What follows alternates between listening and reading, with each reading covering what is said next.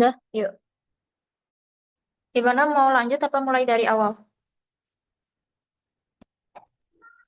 Eh, dari awal we rapi, biar Iya. rapi.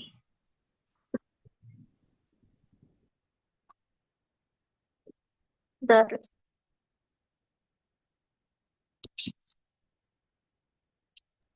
Itu udah bisa ke record. Udah. Tapi coba kamu rekod juga. Buat jaga-jaga.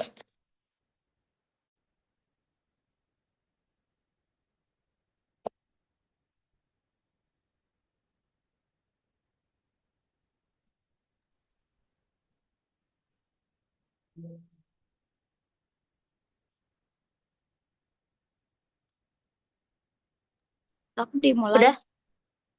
Oke. Bismillahirrahmanirrahim. Assalamualaikum warahmatullahi wabarakatuh. Alhamdulillahirrahmanirrahim. Rabbi nasta'in ala umuri dunya waddin. Wassalatu wassalamu ala asrofil anbiya'i wal mursalin. Wa ala alihi wa sahbihi ajma'in. Perkenalkan kami dari kelompok 1. Di sini kita akan mempresentasikan makalah dengan judul Persepsi Ilmuwan Kuno. Nah, di sini sendiri ada saya, Anggita Juli Amalia, dan juga Adinda Salwa Putriani. Kemudian ada juga Aulia Andini. Nah, untuk latar belakang masalah dari PPT yang kita angkat yaitu berfokus pada pemahaman berfokus pada pemahaman dan pengembangan konsep-konsep kimia melalui lensa sejarah, dengan tujuan untuk mengatasi miskonsepsi yang sering dihadapi siswa. Dalam konteks pendidikan kimia, penting untuk menyadari bahwa banyak pemikiran ilmiah modern berakar pada teori-teori yang dikembangkan oleh para ilmuwan kuno. Misalnya, persepsi siswa tentang pembakaran yang diartikan sebagai sesuatu yang melesat ke udara, mencerminkan pemahaman yang mirip dengan teori flogiston yang bersejarah. Nah, jadi banyak sekali miskonsepsi yang diajarkan oleh siswa terkait materi-materi dasar eh, teori kimia gitu. Jadi kita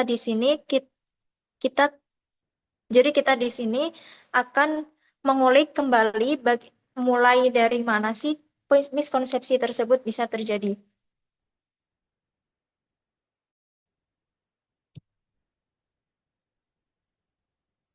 Kemudian lanjut. Nah, materi pertama yang kita bahas yaitu teori materi dasar. Nah, teori materi dasar oleh para filsuf Yunani kuno menjadi fondasi penting dalam pemikiran ilmiah menjawab pertanyaan tentang komposisi dunia. Contohnya yaitu khususnya Aristoteles yang merupakan seorang filsuf Yunani atau filsuf kuno itu mengajarkan perbedaan antara materi dan properti, menekankan bahwa materi tidak dapat diciptakan atau dihancurkan, hanya penampakannya yang berubah. Nah, pendapat ini tuh mulai muncul karena Aristoteles berusaha menjawab pertanyaan mendasar, yaitu terbuat dari apakah dunia kita ini. Sehingga muncul pendapat bahwa materi dasar haruslah kekal, tidak dapat diciptakan atau dihancurkan, hanya penampakan dari materi tersebut yang berubah. Gitu. Nah, dalam konteks pendidikan, penting untuk mengaitkan pemahaman siswa dengan konsep-konsep historis ini, dengan menyadari bahwa mereka yang yang mereka hadapi saat ini itu kesulitannya sama dengan para ilmuwan kuno, yaitu cara proses berpikirnya sehingga muncul adanya eh, teori-teori gitu.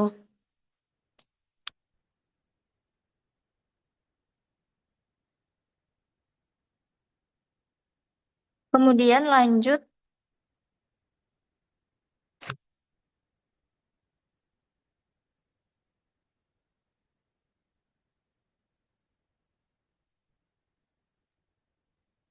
Nah, materi yang kedua yaitu kita bahas mengenai konsep transformasi alkemis.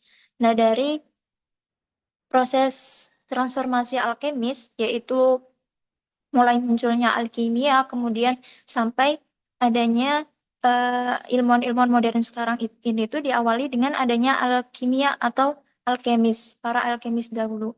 Pertama, alkimia yang berkembang dari abad keempat hingga ke-16 menunjukkan keinginan manusia untuk mengubah logam non-mulia menjadi emas. Kemudian banyak nih tulisan alkemis Arab yang memberikan petunjuk tentang ekstraksi emas, mencerminkan pentingnya logam bagi manusia.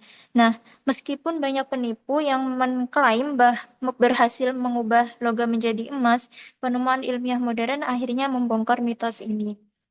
Nah, jadi dulu eh, pada zaman alkemis itu mulai muncul pertanyaan bagaimana sih caranya mengubah logam non mulia menjadi emas. Nah, itu tuh mun- menyebabkan banyak penipu-penipu yang muncul gitu tentang bahwa kalau logam mulia menjadi emas itu karena adanya hal gaib atau kekuatan mistis dan lain-lain. Nah, kemudian waktu berlalu mulai muncul ilmuwan-ilmuwan modern atau ilmuwan-ilmuwan yang udah berpikir nih, nggak mungkin kalau logam mulia menjadi emas itu nggak mungkin. Nah, mereka mulai mengadakan eksperimen atau penelitian terkait hal itu sehingga diketahui bahwa logam mulia menjadi emas itu ternyata ada reaksi kimianya atau em, ada unsur-unsur kimia yang melatar belakangi hal tersebut begitu. Kemudian lanjut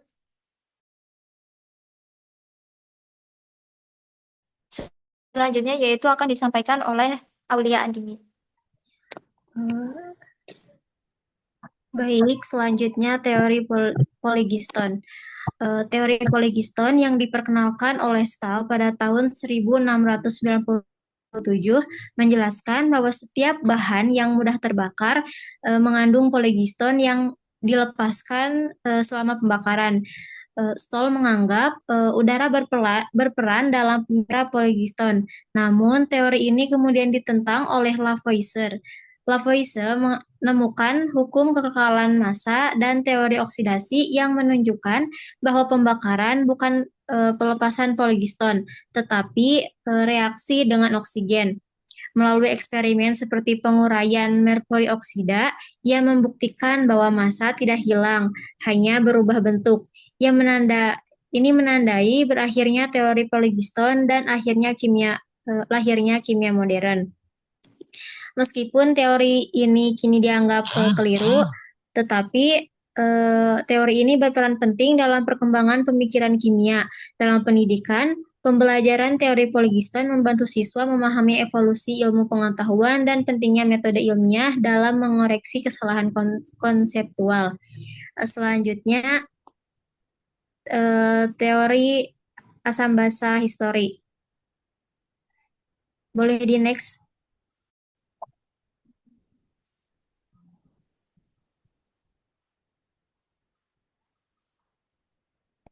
Slide-nya.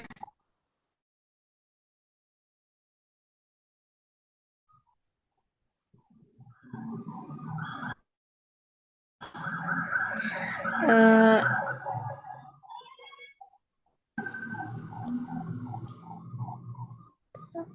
teori Teori asam basa ini berkembang dari pengamatan awal hingga konsep ilmiah yang kompleks. Boyle pada tahun 1663 mengkarakterisasi asam menggunakan indikator warna, sementara Lavoisier mendefinisikan asam sebagai kombinasi non-logam dan oksigen. Arrhenius kemudian memperkenalkan teori disosiasi elektrolit, menjelaskan bahwa asam dan basa menghasilkan ion dalam larutan. Bronsted dan Lowry menyempurnakan konsep ini dengan teori donor akseptor proton yang tidak terbatas pada larutan air. Perkembangan ini menunjukkan bahwa evolusi pemikiran ilmiah dan pentingnya metode ilmiah dalam memahami reaksi kimia. Selanjutnya akan disampaikan oleh Adinda.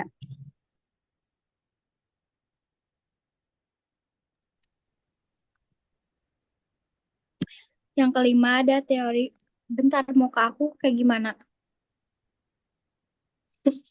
Aman. Soalnya itu kok aku dimilikin HP nak.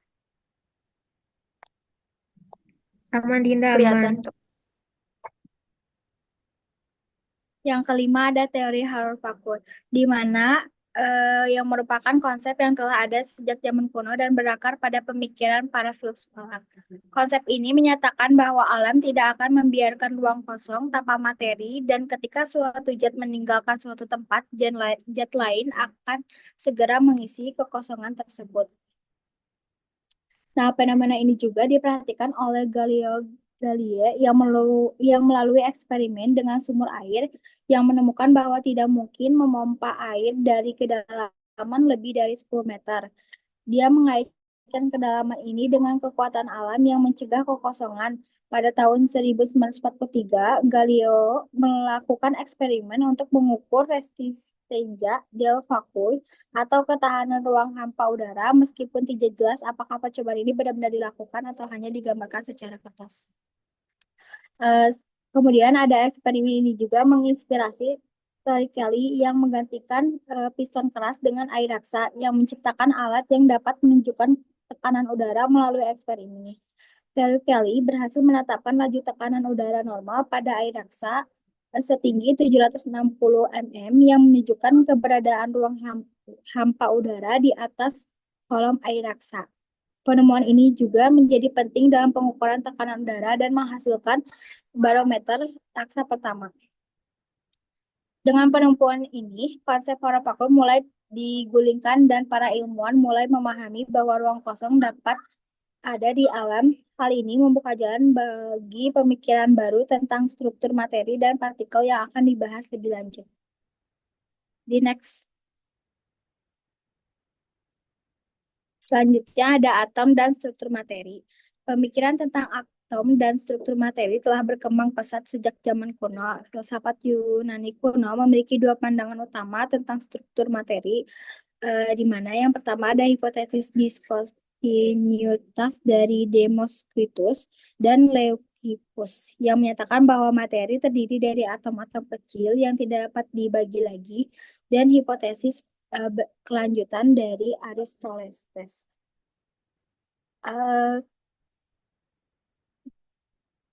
Kalau bentar. Pierre Gassendi menghidupkan kembali teori atom Demoskritus pada abad ke-17 dengan menyatakan bahwa materi itu terdiri dari atom dan ruang kosong. Pada tahun 1016, Kepler mengamati bentuk kristal salju berisi 6 dan mengendalikan bahwa partikel air itu tersusun dari dalam pola heksagonal. Hayem mengembangkan konsep partikel integral dalam kristal, sementara Wollaston mengembangkan model atom berbentuk bola dengan gaya tarik dan tolak asimetris. John Dalton pada tahun 1808 menyusun teori atom modern pertama dalam bukunya A New System of Chemical Philosophy yang menyatakan bahwa setiap elemen terdiri dari atom-atom, atom dari elemen yang memiliki ukuran dan massa yang identik. Yang ketiga yaitu setiap elemen memiliki jenis atom yang unik, dan yang keempat yaitu atom tidak dapat diciptakan atau dimusnahkan melalui reaksi kimia.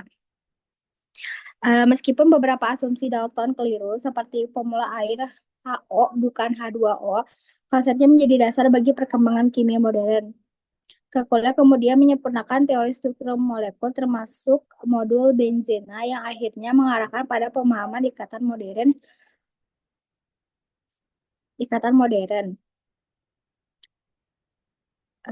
Selanjutnya pada tahun 1884, Arrhenius memperkenalkan teori disosiasi ion untuk menjelaskan konduktivitas listrik dalam larutan garam, asam, basa. Meskipun awalnya ditolak oleh komunitas ilmiah, penemuan pola interferensi sinar X oleh Launay dan Blake pada abad ke-20 membuktikan bahwa garam seperti NaCl bukan terdiri dari molekul, melainkan struktur kisi ionik. Nah, konsep struktur materi tersebut berkembang dan sejarah ilmuwan pengetahuan menunjukkan bahwa pemahaman kita tentang atom dan partikel berasal dari proses panjang dengan banyak kesalahan dan koreksi. Oleh karena itu, penting kita untuk mengenal sejarah perkembangan teori-teori ini. Next, selanjutnya. Kesimpulan, baca. Kesimpulan mau sama siapa? Ya, sok. Gak kedengeran nih.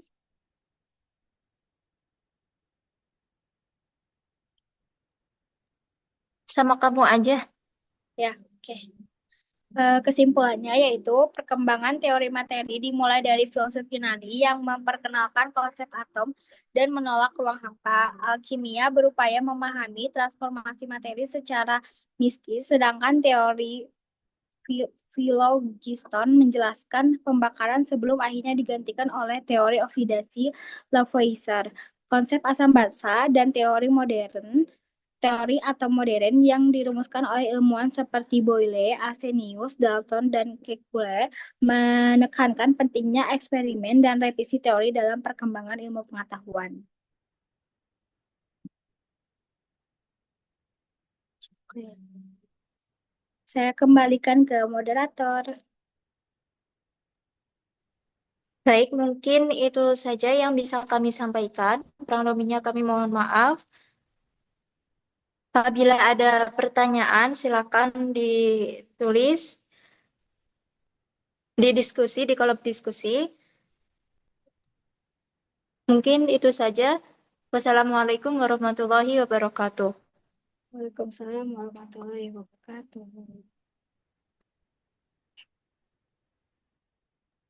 Coba cek Anggita ke rekam nggak?